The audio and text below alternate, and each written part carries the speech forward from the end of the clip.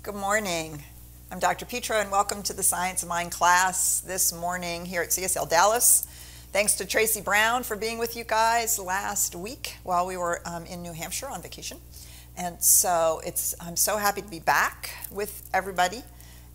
We are in the chapter on mental equivalence, and we're talking about how to do this spiritual work from a different point of view. You know, we often talk about the law of cause and effect, and we talk about changing our belief systems. We talk about how important it is to affirm things. Mental equivalence, understanding a mental equivalent moves us into the realm of developing consciousness. The idea that we develop an awareness of the fullness of our life experience. So Tracy ended last week talking about faith. Faith, of course, Ernest Holmes has paraphrased the classic statement, faith looks to the invisible. Now I've lost the quote. Anyway, he says, faith, of course, is the substance of things that we are manifesting in our life. Faith is the substance. It is that unseen reality which we have the conviction about, which is, of course, what creates the impulsion for our life to manifest. Faith looks to the invisible, and instead of seeing a void, it fastens its gaze upon a solid reality. Faith is not hope. Here it is. Faith is not hope, it is substance. It does not look away from itself. Being substance, it looks within itself. Okay, so some of these statements are super mysterious and very esoteric. And over and over and over again, the science of mind reminds us that we live our life from consciousness. Now, we can be unconscious about that fact, or we can begin to become aware of the fact that our consciousness is contributing to the experience and expression of life, just as consciousness as a whole is the causal reality for all of creation. So faith is essential to an effective mental treatment. Faith is essential to effective mental treatment, but this faith should be one of understanding. What that means is it's not blind faith. It's not faith because somebody has said it. It's not faith because I'm proving my ability to believe in something that I don't actually believe in, or that seems really out of left field so that you can see how faithful I am. No, faith, this faith that is essential to mental treatment is a faith that should be one of understanding.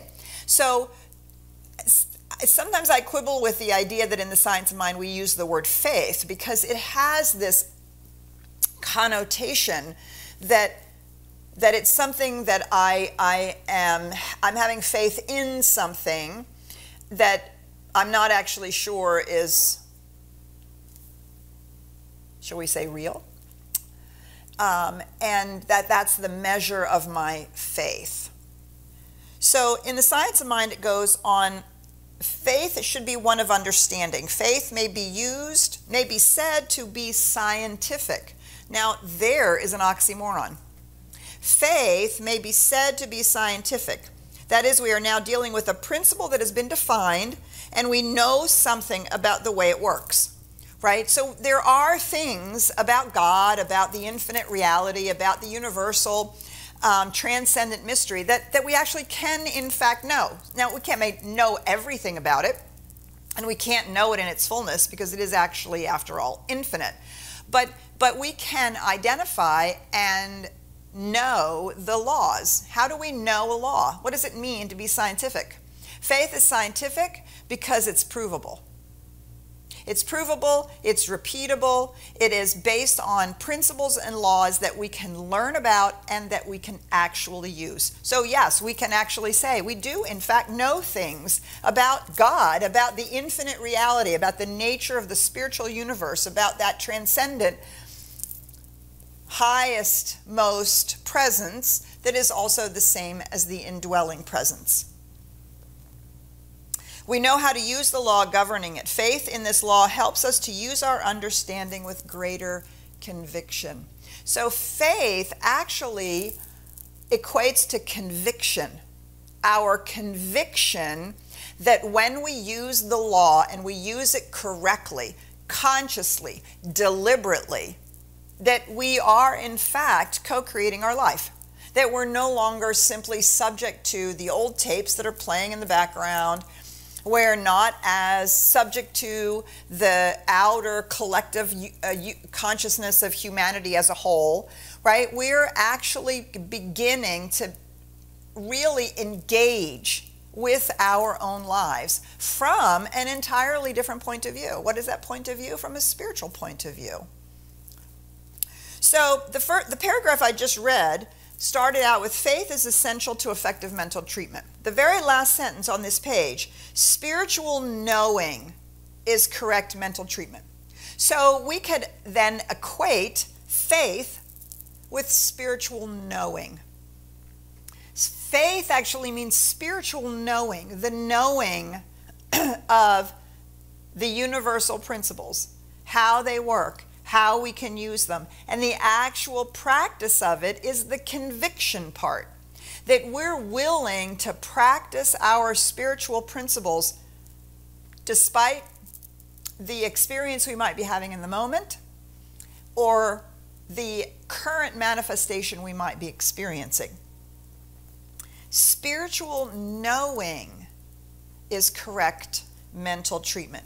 So our mental equivalent is that which we can know about life. And not just intellectually know, right? But to know in some embodied way. To know it in some real experiential way. To know it, but to know it inside ourselves. Not to wait until we can see it, right? It's not that seeing is believing. It's actually that knowing is seeing, believing is seeing, conviction is seeing, faith is seeing, right? Faith and conviction and knowing is what creates the mental equivalent, which then manifests according to the principles and laws that we're using. So at the beginning of the next paragraph, this is just so powerful. I want you to really listen to this. If the manifest universe is the outward form of the thoughts of spirit, if it is the result of the self-knowingness of God, and if we are of like nature to the supreme mind, then it follows that in giving mental treatment, we are going through a mental process of self-knowing. Now, we can go all the way back to the ancients, right? And the Oracle of Delphi in Greece, and what was carved across the temple, know thyself, right? Aristotle, Socrates, know thyself. Aristotle, know thyself. That's been a powerful phrase in the Western culture, know thyself. And we often, in today's understanding of that, what we think is we want to know ourselves, we want to love ourselves, we want to know what our likes and dislikes are, what we want to know, what our passions are, we want to know what we're good at, we want to know what our strengths are, we want to know what weaknesses we have to work on. And I would tell you that from a spiritual point of view, none of that is what is meant by know thyself. None of that is what is meant by know thyself. In giving a mental treatment, we are going through a mental process of self-knowing. And what is the self-knowing that we're knowing but the spiritual truth of who we are, of how reality actually operates, and our place in it?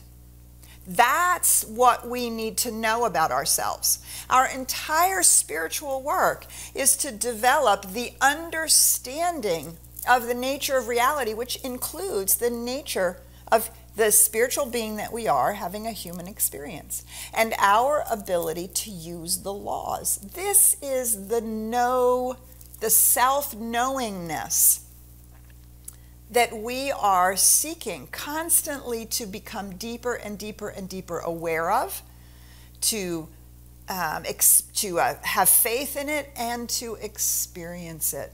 right? Because just, again, it's not blind faith. It's not because I tell you this. It's not because it's written in the book, right? It's because this is an ancient truth that has been consistently taught in the East and in the West for thousands of years, because this is where the mystical experience of oneness and then the co-creative process actually begins. So what we want to do is invite ourselves into the possibility that there's something here. But what's scientific about it? Remember, faith is scientific. What's scientific about it is that we ourselves have to do the work to understand it. We have to begin to actually seek to prove it to ourselves, which means we actually have to speak and live and operate as deeply as we can from our spiritual principles, from our spiritual truths. Not just grab them when we're in a crisis, not just grab them at the end of the line when we don't know what else to do, but to start with them every day, to start with them when we find ourselves in situations, to go to the spiritual truths first, to what we know about ourselves, which is, of course, what we know about ourselves as the universe, as us. This is the true meaning of faith, for faith is not a foolish fancy, it is a dynamic fact. So again, what an amazing oxymoron to put fact and faith in the same sentence, and to say that faith is a dynamic fact, because it is actually spiritual knowing. It is the conviction. And so we're willing to use our spiritual faith. To me, then, means that I'm willing to use my spiritual tools to remind myself of spiritual truth or a spiritual principle when what I really want to do is have a human experience. I want to have a tantrum. I want to be mad. I want to feel victimized. I'd rather not take responsibility. I'd rather just be overwhelmed by the whole thing. I'd rather do all of that because, quite frankly, all of that is a whole lot easier. And the evidence of my senses tell me something's not right. I hurt. Something has happened that has made me upset. That I'm upset about, right? Or whatever it is. Or perhaps I'm just afraid to follow my dream. I want to start a business. I want to write a book. I want to raise a child. I just want my life to be new and different in some way, right? But I have to in that moment, before I see any outcome, decide to live according to my spiritual truths, to create that space within my consciousness, to move into that space within my consciousness where I am knowing the spiritual truths and I'm bringing them to bear on whatever the situation is, good, bad, or indifferent. I could be growing something, I could be healing something, I could be changing something, doesn't matter. Could be something good that I just want to have be better. The scientific part of it is that I'm willing to do that, having conviction in the outcome. Not waiting for the outcome to then say, oh, look at what's going on here. Oh, look, now I can have faith. That's why faith is a dynamic fact. It's a fact in our consciousness. Treatment will find an outward correspondence in the objective world which will exactly equal its inward conviction. Now, sometimes the conviction is purely about the use of the law.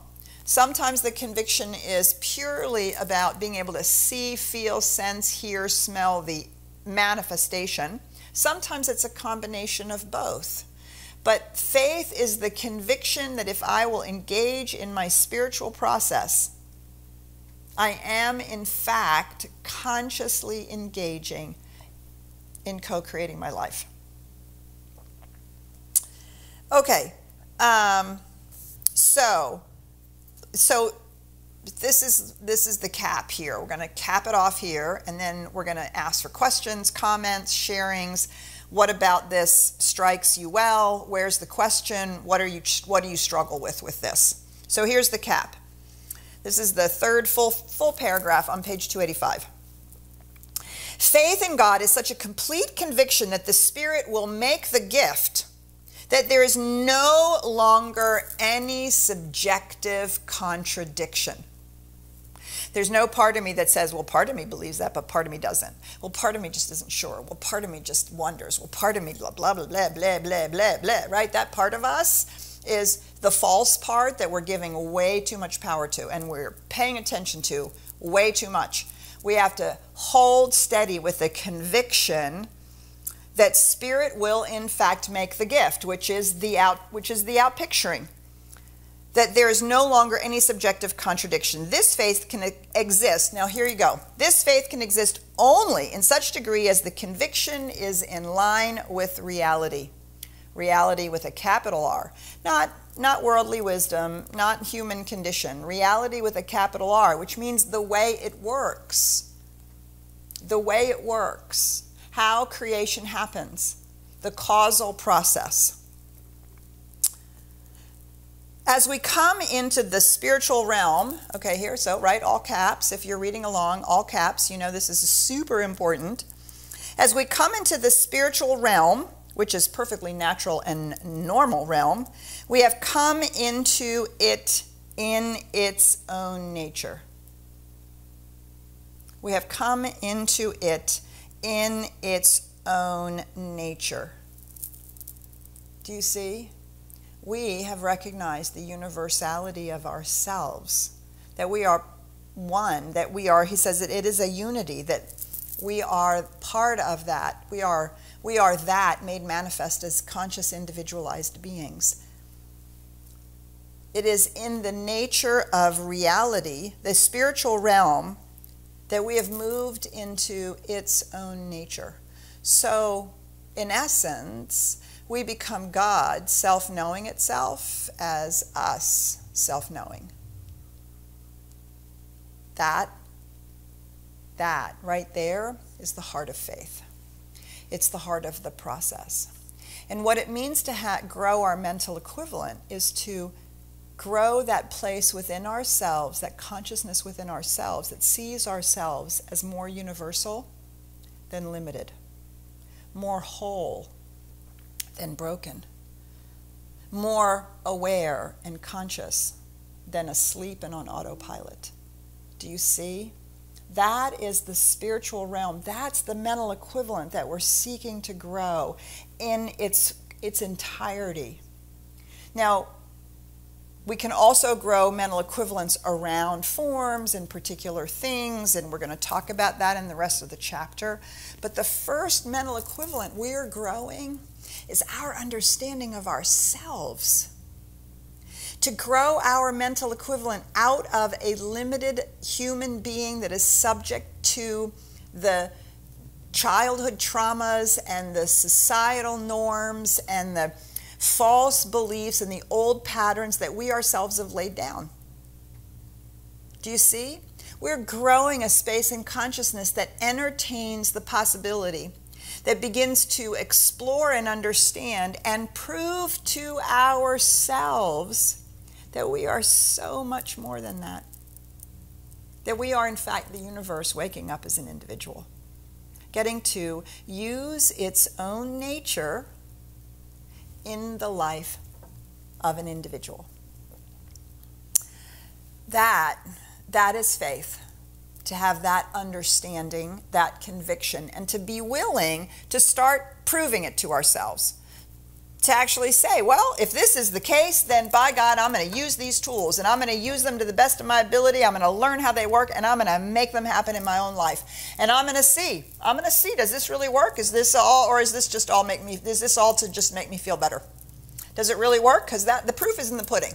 If we're not proving this in our own lives, then it doesn't do any good for us, and we don't get to contribute to the good for others as well. All right, so we're going to stop there. Faith as fact, faith as spiritual knowing, and what this spiritual knowing is the truth of who we are. The truth with a capital T, not the truth about, oh, the truth is that I was traumatized as a child, and the truth is blah, blah, blah, blah, blah. Right? No, truth with a capital T. Reality with a capital R. All right, so we're going to stop there. Lots of things to contemplate and to pay attention to. So let's see where it's landing with you. Comments, questions, thoughts that you might have. What's challenging about this? How do you resonate with the word faith? Right? Lots of food for thought here. So we're going to turn to Ryan and let him say hello too and see what's going on out there. Well, thank you, Petra, and good morning to everybody. First off, before I get started, I just want to acknowledge you guys did lose some audio. No, Petra wasn't cursing, and no, I didn't want to just bleep out what she said because it was the secret to how to live life. I was just being lazy, and I hit the mute button by accident. So thank you very much for being patient with me, guys, for that few minutes that it was out. Well, actually, it was a few sentences. I apologize. Anyways. Oh, they were the most golden sentences too, right? Right? No. Yes, it was the time when she was cursing. But anyway. All right, so I do want to just acknowledge the fact that this is the interactive portion of our discussion. And so we'd love to hear from you guys. What does this bring up for you? How does this engage you? And so there's a couple of ways to let us know your thoughts and your questions. And if you're watching on Facebook Live, you can do that in the comments. You can also hop over here into the Zoom room because I've made the link available in the description above. And once you're over here, if you'd like to talk, hit the raise your hand icon located down below. Or you can always put your questions and comments inside of the chat box as well. And I want to remind everybody I keep the chats and comments anonymous. That way you feel free to just ask whatever is on your heart. All right, so I do have somebody here who'd like to speak. Great. Jeff, do you want to go ahead and unmute yourself and ask your question? Hi, Jeff. Good morning. Good morning. How are you? Great. Yes, well, I just first of all want to say it's so lovely to have you in your seat this Yay! Thank you. There's something that happens to the metaphysical firmament. There's a hole in it or something when you're not in Dallas.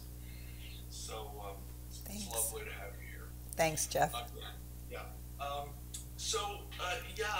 was thinking about our conversation yesterday in dialogue, and the topic was kindness. And I was thinking the mental equivalent of kindness. It's this point about going around in a forgetfulness or lack of consciousness or being unconscious. One of the dialoguers pointed out that often leads to a lack of kindness, which really kind of makes it a punctuation point for this whole notion of faith. And when we lose our consciousness, when we are forgetful, it often leads to a lack of kindness, which is just, it's almost like the canary in the coal mine. It really is a great reminder, and love this subject of mental equivalence, and it's great. Beautiful. Yay, thanks, Jeff. And thank you for saying that, right? I think, and sharing from the dialogue circle yesterday, I think you say something really important, right? It is when we are on autopilot and automatic that we are moving from our limited human consciousness, right? And then it's easy to fall into the old knee-jerk responses where we're stressed or we're unhappy, or we want things to be different than they are, or whatever it is, and then we react as opposed to respond. And so I love the idea that lack of kindness is the canary in the coal mine, because it would be one of the ways in which we can sense that we are not self-knowing, that we're not paying attention. And I'm not sure exactly who coined it in the first place. I don't know if it's Thich Nhat Hanh or the Dalai Lama or somebody, but I know it's been repeated for many, many years. In terms of when we respond to someone or to something, we have to ask ourselves, is it kind? Is it necessary? Is it true? Sometimes it might be true, but not necessary or kind. Sometimes it's necessary, may not be kind, must be true, right? And always can we find ways to say that are things that are necessary and true, can we say them in a way that is kind? And all of that requires consciousness, doesn't it? It requires us to be conscious of our ability to decide how we're going to behave, which immediately moves us into the spiritual realm of who we are. Yeah, beautiful. Thank you, Jeff. Thanks for sharing that. All right, Ryan. Yeah, Petra, so I am reading this comment here that came through, and it asks, how do I shake off the feeling that everything turns out bad for me? I have been kind of in a rough spot lately, and I feel my faith has left the building. Yeah, that's a great question, right? And there's this fabulous statement of that Ernest Holmes has in The Science of Mind here. There's this fabulous statement that says, when we're in our, something, I'm paraphrasing, in our hour of need, a trial or tribulation, when we walk away from our faith, it shows us that we don't yet have the full conviction.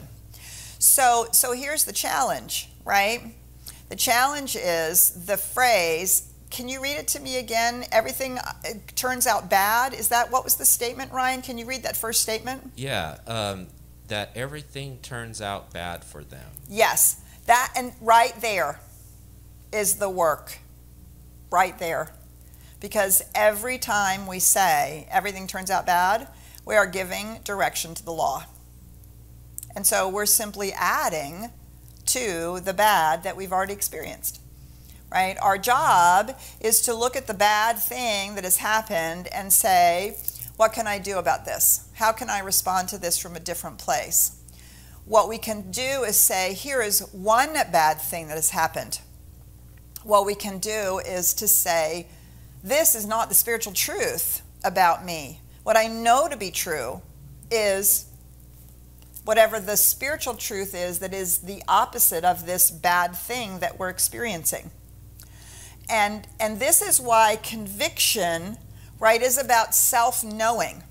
We have to know the truth about who we are. Or we have to at least, can I say this? I think I can say this. If you say it, I might mute you again.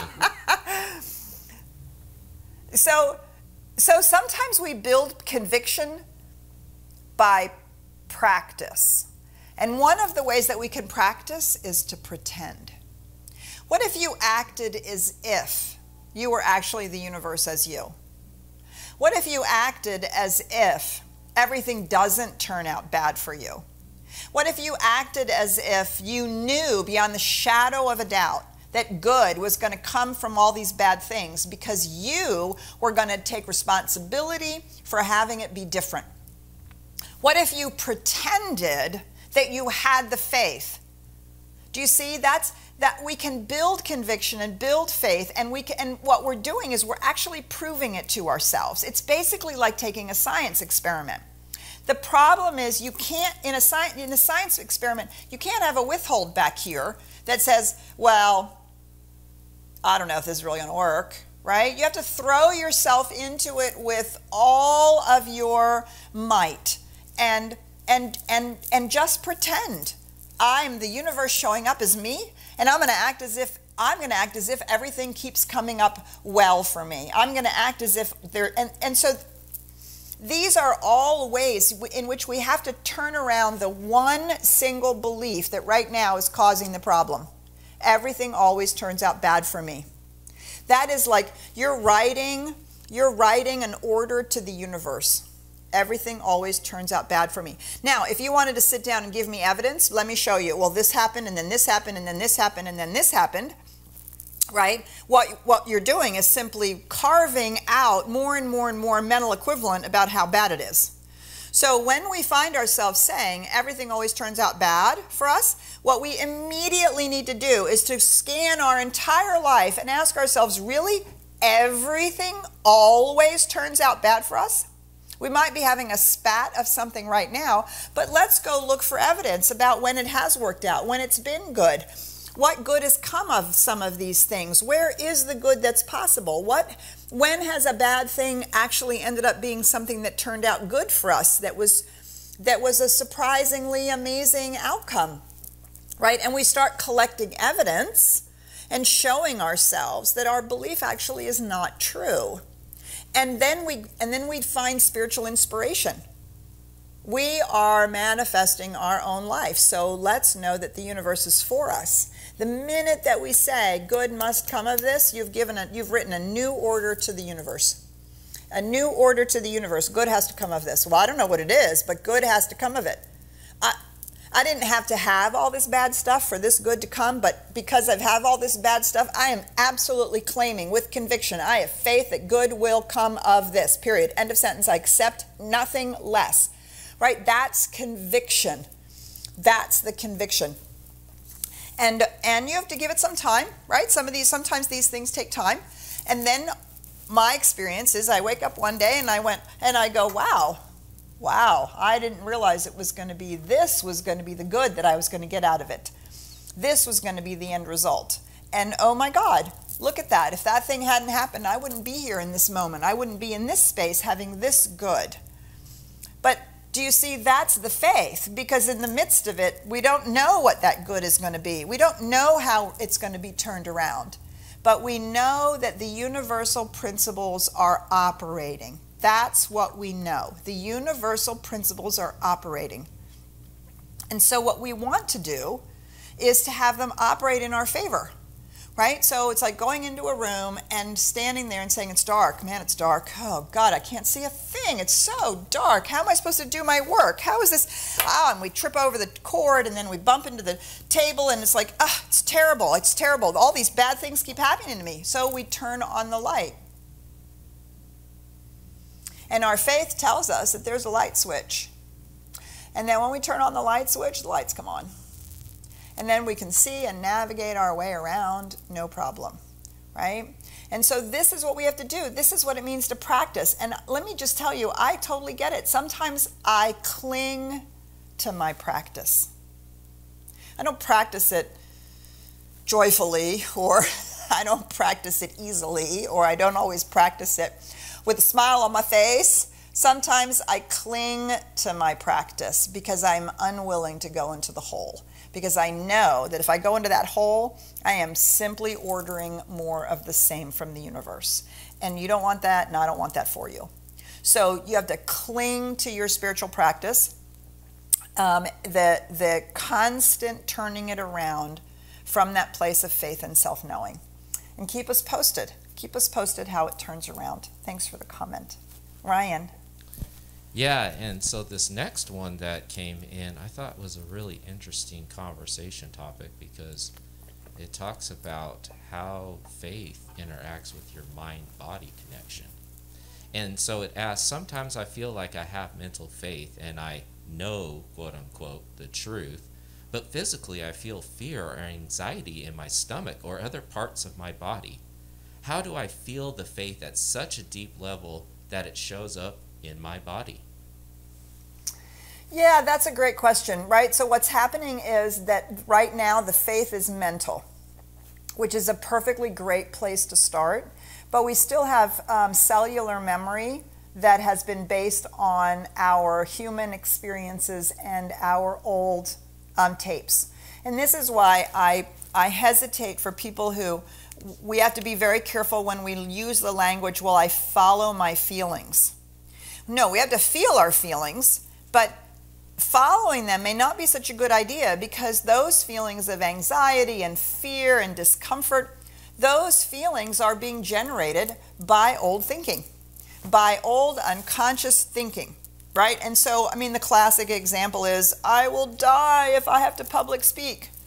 If I have to get up and talk in front of everybody, I will die. And our hands sweat and our palms sweat and our and our heart pounds and our mouth gets dry and our whole body like vibrates and we're like, oh my God, if I have to give up and give that presentation or that speech, I will die. Well, we don't know anybody who's ever died from public speaking, right? And so we can see the disconnect from our physical responses to reality. And so this is it's a delicate thing. We do not teach in the science of mind that you suppress or ignore your feelings. What we teach is that your feelings are telling you something. And so what you're feeling is telling you is the place where you still have an old belief that is contrary to the faith that you're working with. That's all that's happening. There's still a part of you that believes that you can be hurt, damaged, that you can screw up so badly that your entire life will fall apart, or whatever, that there's going to be some horrible consequence, right? And it's not that we pretend the feelings aren't there, it's we look at them with a self-knowing eye. And we ask ourselves, really? What is this feeling based on? What's going on? What is it telling me? It's telling me I'm terrified. Okay, well, if I'm the universe showing up and I'm using universal principles and laws and I'm working with the law of cause and effect and I'm absolutely trusting that I am love made manifest, what is there to be afraid of? I don't know, but I'm terrified. Okay, well, what are we terrified of? Well, I'm going to screw up and people aren't going to like me. Really? And so you're going to base your life on that? Maybe not. Do you see? Do you see? We actually look at our feelings. We don't pretend they're not there, but we don't let them run us.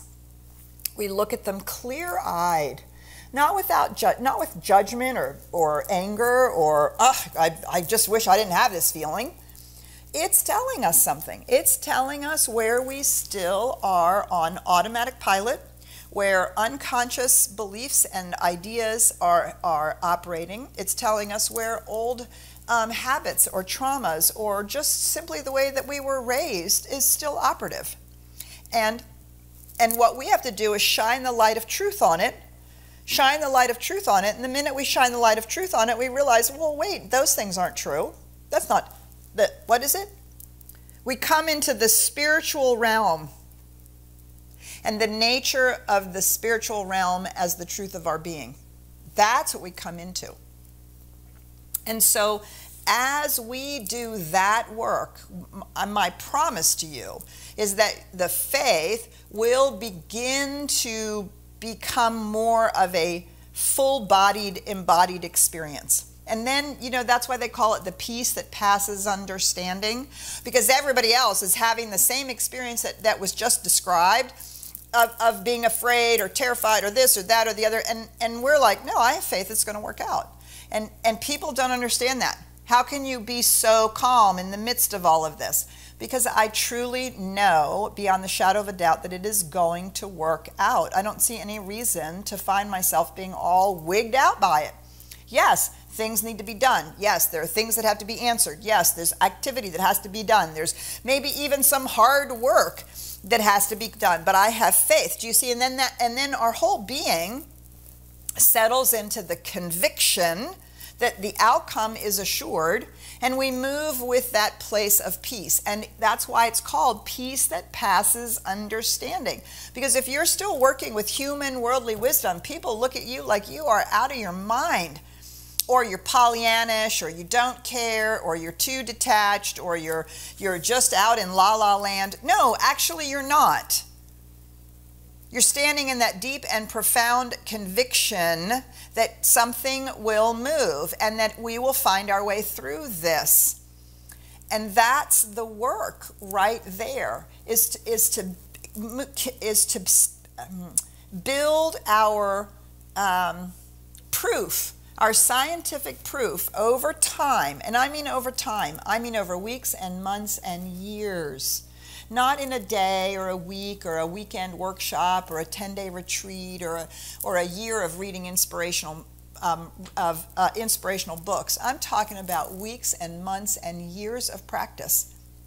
And then we move into that place where Yeah, no, really, it's going to be okay.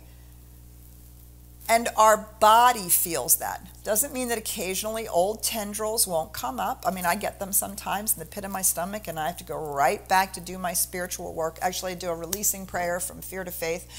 I release my belief that something bad is going to happen. I release my need to be afraid. I'm grateful God is the joy that I am. I've been doing that releasing prayer for 7 years. I've been unhooking one of the deepest traumatic grooves in my consciousness with that releasing prayer. I used to do it every day because I needed to. And then I did it every week because I needed to. Then I did it once in a while, every couple months, because I needed to. Now I reach for it maybe a couple times a year because I get that same feeling in my stomach, which I know is out of that old. Okay, he's going to mute me if I curse, so I'll say out of that old crap. You better watch yourself, Petra. Right? And so, sure, it still occasionally comes up, but I immediately, the minute I feel it in my stomach, man, does that releasing prayer come right to the forefront. And I am saying it and saying it and saying it and saying it and saying it and saying it until that feeling dissipates, because I know that feeling is just something has triggered that old belief. Oh my God, here it comes, right? Because I grew up with an alcoholic, rageaholic father, and you never knew when the shit was going to hit the fan. You never knew. In the most beautiful moment, it could turn like that. And when it turned, it was awful. And so I've had to unhook from that, because that's not the spiritual truth. But it's not the spiritual truth of who I am, period. End of sentence. There is nothing spiritually true about that. Nothing. That's my work. And so and man, I'm so far different now than I was 7 years ago when I finally did that work and created that releasing prayer. If you want to do a fear to faith, see one of our practitioners. Unfreaking believable, brilliant work. And you get a releasing prayer like that, and man, I'll tell you, that it's just straight neuroscience, right? It's straight neuroscience. You use it to reprogram your brain, repattern your cellular memory into alignment with spiritual truth. Great question, thank you, Ryan. All right, so we're going to be closing down here. We only have a few minutes left, but I want to leave some time for just one more question. So I'm going to ask the JL, can you please allow yourself to talk? Hi, JL. Hey, Petra. How are you, my dear?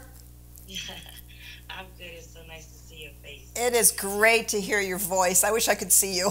I miss you guys so much. My question today is, what practice would you say is best for struggling with perfectionism? Like, I always have a desire to do, I have these own standards in my head that are like way extreme, and no one else is asking me to do all of that. So what practice would you use to help with that? Oh man, I feel you. I feel you. Oh gosh, and having had to do, I was probably raised in a similar situation as you, although mine came from a Germanic family. Everything had to be not only like perfect, but like more than perfect somehow. And so yes, perfectionism, totally get it. Okay, so here's the practice. This comes from my own personal experience, and you may hate it, but I highly recommend it. The practice is good enough. How many things in your life can you say, oh, yeah, that's good enough? Cleaning, shopping, tending to things that you need to tend to, working on your business, even truthfully raising your children. That was good enough. I was a good enough parent. I was a good enough parent in that moment. That was good enough. Maybe it wasn't perfect. Maybe I could have done that differently. But you know what? It was good enough. Because the truth is, you're always doing your best. And the slave driving, the beating of perfectionism, right, is simply our belief that somehow we're not good enough. But you know what, JL, you're good enough. That's just the reality of it. You are good enough because you're here, because you are the divine made manifest, because you are love and expression in your own joyfully unique way.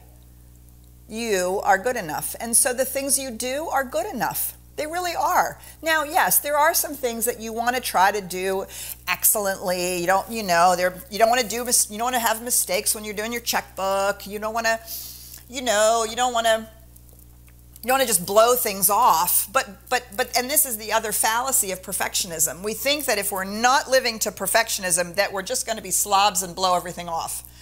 Okay, so that's like the two extremes. What's in the middle ground is okayness. What's like closer to perfectionism, but not even close to perfectionism, is good enough. So here's the affirmation that I used. I would play with it, JL, and tweak it and make it yours. I always do my best, and my best is good enough because it's the best I can do. I always do my best.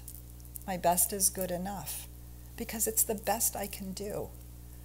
I always do my best, and my best is good enough because it's the best I can do.